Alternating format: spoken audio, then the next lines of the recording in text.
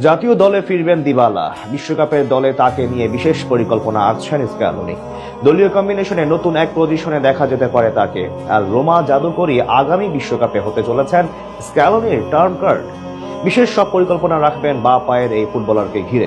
Argentina দলে ফিরলে কোন পজিশনে দেখা যাবে দিবালাকে? স্ক্যালোনি তাকে নিয়ে কি গোপন ফন্দি আসতে পারেন? তাই জানবো রিপোর্টে। সময় যত ঘনিয়ে আসছে ততই পাওলো দিবালার জাতীয় দলের জার্সিতে মাঠে নামার সম্ভাবনা আরো উজ্জ্বল হচ্ছে। আপনি বলতেই পারেন দিবালা তো ইনজুরিতে দীর্ঘদিন মাঠের বাইরে, তাহলে কিভাবে ফিরবেন তিনি আবার জাতীয় দলে? কিংবা স্কালোনির বর্তমান দলে তার প্রয়োজনীয়তা কতটুকু? ফিরলেই বা তার পজিশন কি হবে? সব প্রশ্নের উত্তর খোলাসা করা যাক, চলুন। দিবালার জাতীয় দলের প্রয়োজনীয়তা অপরিসীম। দিবালা এখনো আর্জেন্টিনা জাতীয় দলের অপরিহার্য অংশ, কেননা অভিজ্ঞতায় টাইটম বুর্জে রোমা তারকা ক্যারিয়ারে খেলেছেন দুটি বিশ্বকাপ, বিশেষ করে কাতারে বিশ্বকাপের ফাইনালে অত্যন্ত গুরুত্বপূর্ণ সময়ে স্নায়ু বিভৎস মুহূর্তে মাঠে এসেছিলেন।